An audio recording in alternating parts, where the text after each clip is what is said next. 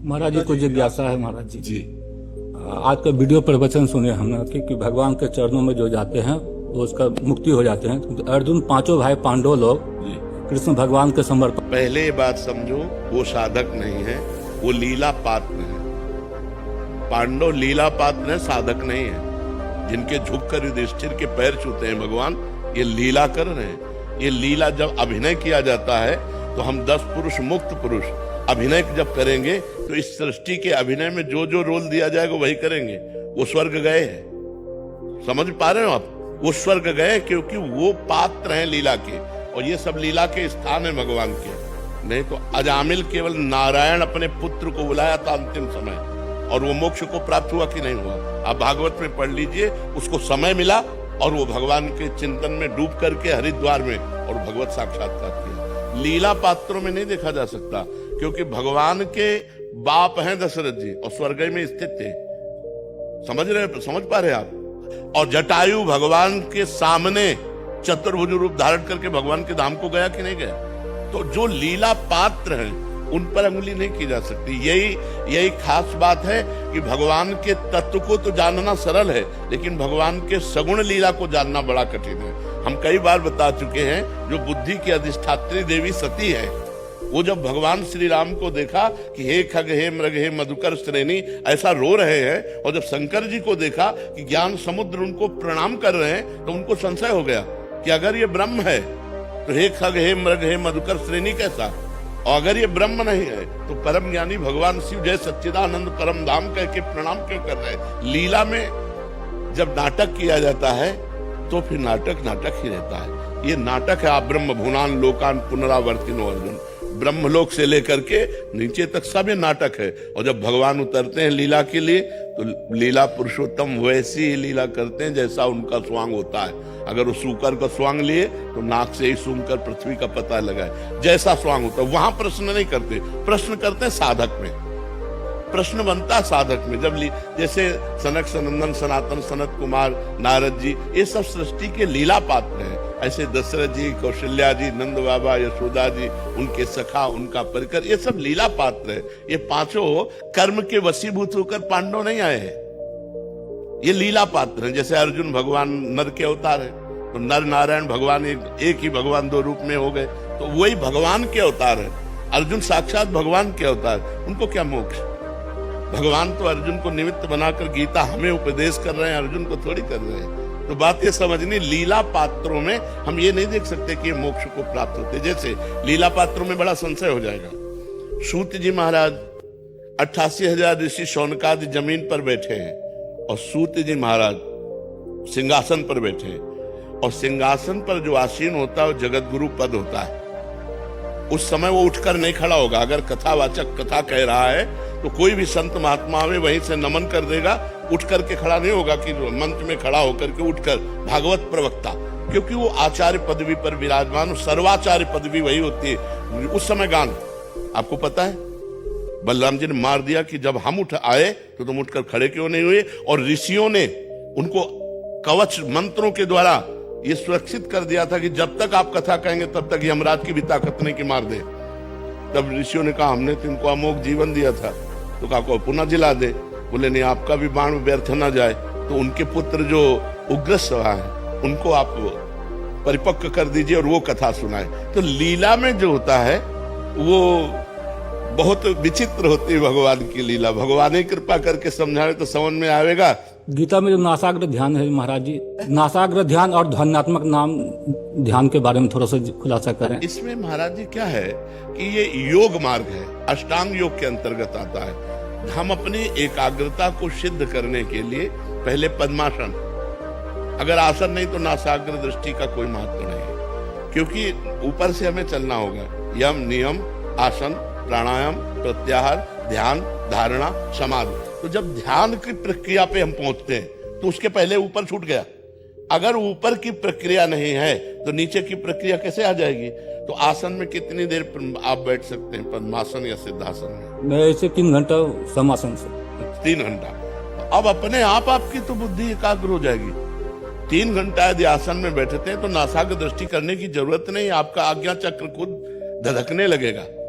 अगर बिल्कुल निष्क्रिय होकर 3 घंटा, क्योंकि बैठते रहे ना, उसी मार्ग में चले हैं, अगर आप ऐसे बैठे हैं तो नासाग्र दृष्टि करने की जरूरत नहीं, आपकी ऊर्ध्व दृष्टि अपने आप अंदर ही हो जाएगी और आपकी आज्ञा चक्र पर दृष्टि एकाग्र हो जाएगी। नासाग्र दृष्टि तो नए साधकों को करनी होती है। 3 घंटा यदि सिद्धासन और पद्मासन में बिना हिले बैठ जाए तो आज्ञा चक्र उसका अपने आप खुल जाता है, ऊर्ध्व दृष्टि हो जाती है अंदर। ऐसे आप अनुभव किए हैं ये बात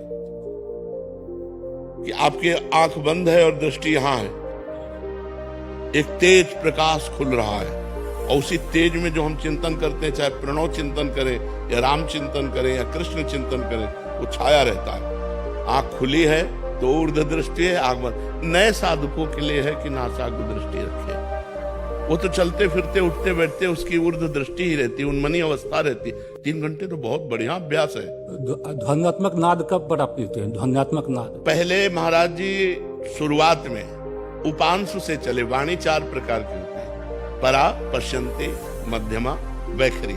अगर हम मंत्र को वैखरी के द्वारा बहुत दिन अभ्यास किया तो उपांशु में आई, और जब उपांशु में आई फिर इसके बाद वो पहुंचते पश्यन्ते, जो मध्यमा क्रॉस करके पश्यन्ते में।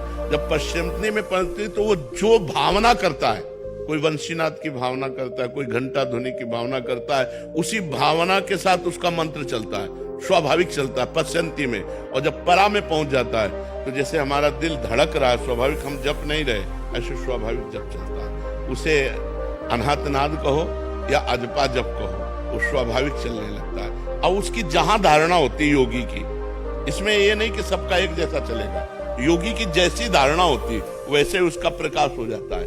अब जैसे धारणा सगुण साकार रूप की है तो अश्रु प्रवाह होगा, रोमांच होगा, लेकिन अगर निर्गुण निराकार की है तो बिल्कुल कुछ नहीं होगा।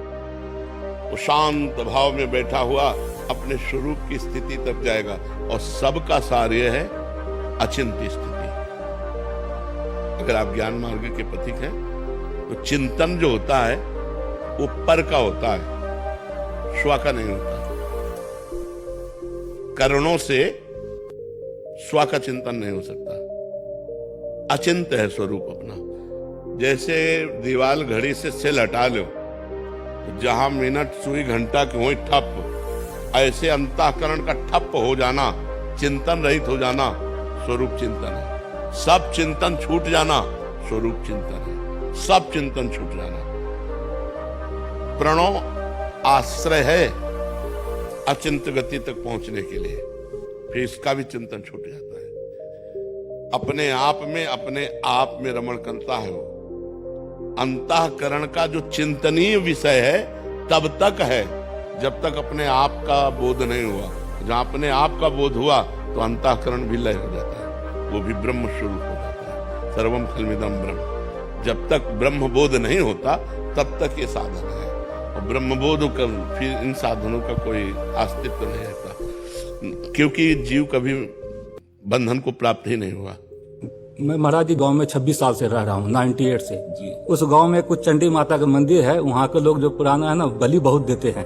इतने समझाए बलि बंद करो नहीं करते हैं। हम ये कहना चाहते हैं कि जगत जननी जगदम्बा, अगर जगत जननी शब्द हट जाए फिर आप कुछ करो तो हम बात तुम्हारी समझे, लेकिन उनको जगत जननी कहा गया है, और जगत के अंदर पशु पक्षी भी हैं, वो सबकी माँ है।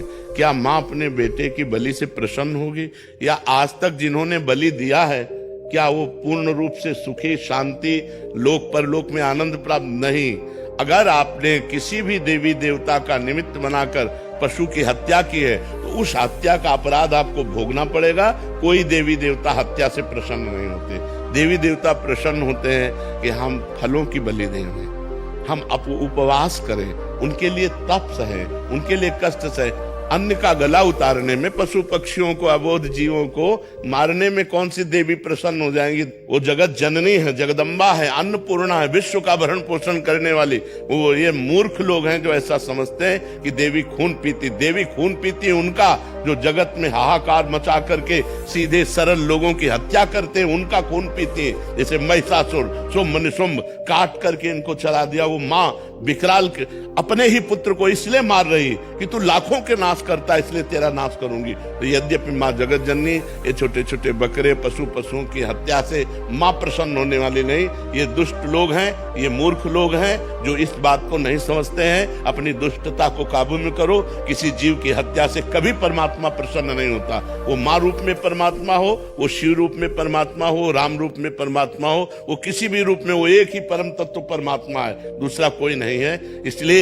अगर कोई कहता है कि बिना इसके उपासना सिद्ध नहीं होती, तो रामकृष्ण परमहंस जी ने कब बलि दी? जी नहीं। आप विचार करके दी। और साक्षात काली माँ उनसे बात करती थी।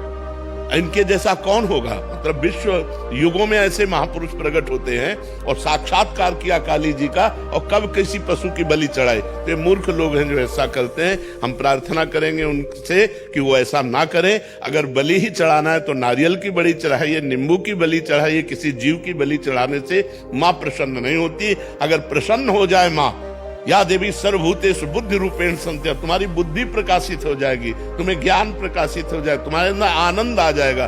पशुता आती है कि आनंद आती है? पशुता माँ का प्रसाद क्या है?